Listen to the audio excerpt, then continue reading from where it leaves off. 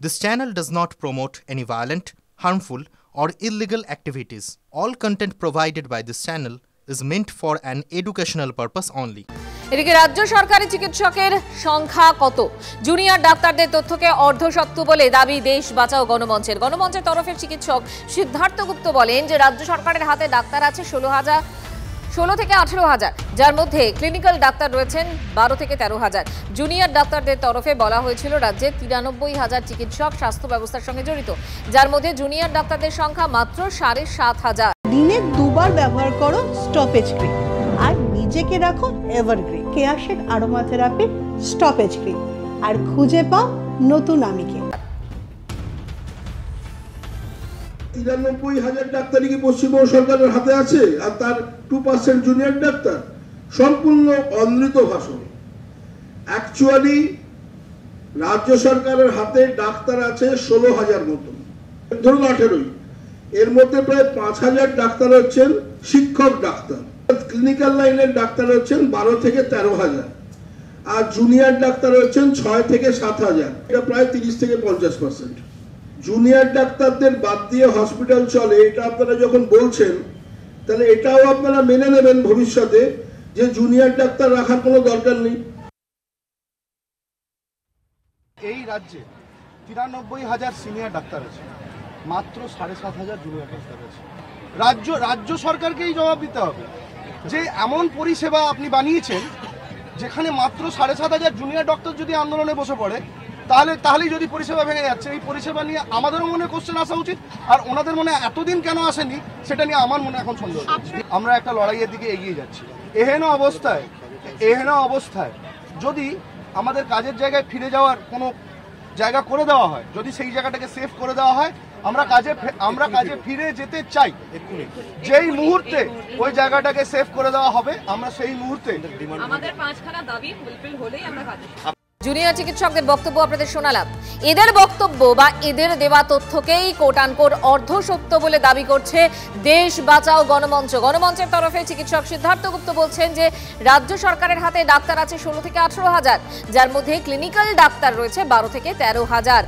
Junior ডাক্তারদের তরফ থেকে যেটা বলা হচ্ছে রাজ্যে 93,000 চিকিৎসক স্বাস্থ্য ব্যবস্থার সঙ্গে জড়িত, যার মধ্যে জুনিয়র ডাক্তারদের সংখ্যা মাত্র 7,500।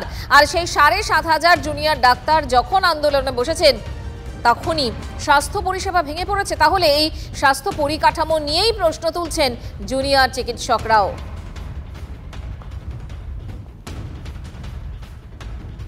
রাজ্যে সরকারি চিকিৎসকের সংখ্যা ঠিক কত?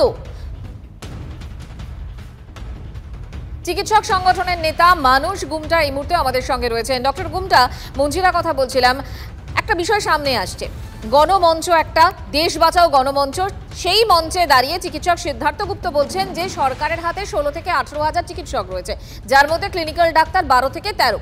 জুনিয়র ডাক্তাররা বলছেন রাজ্যে 93,000 চিকিৎসক রয়েছেন, যার মধ্যে মাত্র 7,500 জুনিয়র চিকিৎসক রয়েছেন যারা এই মুহূর্তে আন্দোলন করছেন। তাহলে তারা যদি কাজ না করেন তাহলে রাজ্যের স্বাস্থ্য ব্যবস্থাটাই ভেঙে পড়ছে। কোন বিষয়টা আসলে ঠিক, কোনটার ভিত্তি আছে, আপনার কি মনে হয়? দেখুন, পশ্চিমবঙ্গে কত চিকিৎসক আছেন সেটা নির্ভর করে বা সেটা জানতে পারা যায় যে ওয়েস্ট বেঙ্গল মেডিকেল কাউন্সিল যে আছে তারা একটা রেজিস্টার মেনটেন করে। সেই রেজিস্টারে কত চিকিৎসক, রেজিস্টার্ড চিকিৎসক কতজনের রেজিস্ট্রেশন হয়েছে সেই নাম্বারটা দেখলেই কিন্তু বোঝা যাবে যে ওয়েস্ট বেঙ্গলে কতজন রেজিস্টার্ড চিকিৎসক রয়েছেন। তার মধ্যে কিছু মানুষ একদম যদি বলেন যে জুনিয়র চিকিৎসকের সংখ্যা, জুনিয়র চিকিৎসক বলতে যাদের আমরা বলি তারা হচ্ছে হাউস স্টাফ, পিজিটি এবং ইন্টার্ন। এই সংখ্যাটা পাওয়া যাবে, হাউস স্টাফ, পিজিটি এবং ইন্টার্ন, এই সংখ্যাটা পাওয়া যাবে যে এই মুহূর্তে কত পোস্ট গ্রাজুয়েট মানে পিজিটি সিট আছে, কত হাউস স্টাফ সিট আছে, কত ইন্টার্নশিপ সিট আছে। ফলে জুনিয়র ডাক্তাররা যে ক্লেমটা করেছে তারা জানে যে ওয়েস্ট বেঙ্গল মেডিকেল কাউন্সিলে রেজিস্টার্ড ডাক্তারের সংখ্যা কত। জুনিয়র ডাক্তাররা যেটা দাবি করেছে তারা জানে যে এই মুহূর্তে ইন্টার্ন, হাউস স্টাফ এবং জুনিয়র ডাক্তারদের সংখ্যা কত, কারণ এই সংখ্যাগুলো ফিক্স।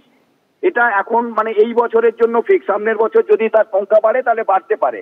এর মধ্যে দুটো বিষয় যেটা মানে বলার খুব বেশি দরকার যে এই জুনিয়র ডাক্তার আছে একমাত্র কিছু কিছু মেডিকেল কলেজে, পশ্চিমবঙ্গে সরকারি মেডিকেল কলেজের সংখ্যা হচ্ছে 26, তার মধ্যে বেশ কিছু মেডিকেল কলেজে কোনো জুনিয়র ডাক্তার নেই। তার কারণই হচ্ছে যে সেখানে ইন্টার্নশিপ কোনো ফার্স্ট ব্যাচ বেরোয়নি, ফলে সেখানে ইন্টার্নশিপ হাউস স্টাফশিপ নেই। ফলে যে পুরনো মেডিকেল কলেজগুলো আছে শুধু সেখানেই হচ্ছে ইন্টার্ন হাউস স্টাফ পিজিটিরা আছে। ফলে পিজিটি বা জুনিয়র ডাক্তার যারা ডিমান্ড করছে, তার মানে স্বাস্থ্য পরিষেবা ভেঙে পড়ছে, এই তথ্য খাটে না, তাই তো? না, এটা তো একটা তারা জোর করে বলছে, মানুষকে বিভ্রান্ত করার চেষ্টা করছে। সিনিয়র ডাক্তাররা মুখে রক্ত তুলে কাজ করছে সব জায়গায়, একদম হেলথ সেন্টার থেকে শুরু করে মেডিকেল কলেজ পর্যন্ত, কোথাও এমার্জেন্সি বন্ধ নেই। জুনিয়র ডাক্তাররা এমার্জেন্সিও করছে এবং বুঝতে পারছি। ডক্টর গুমটা, আপনাকে অনেক ধন্যবাদ।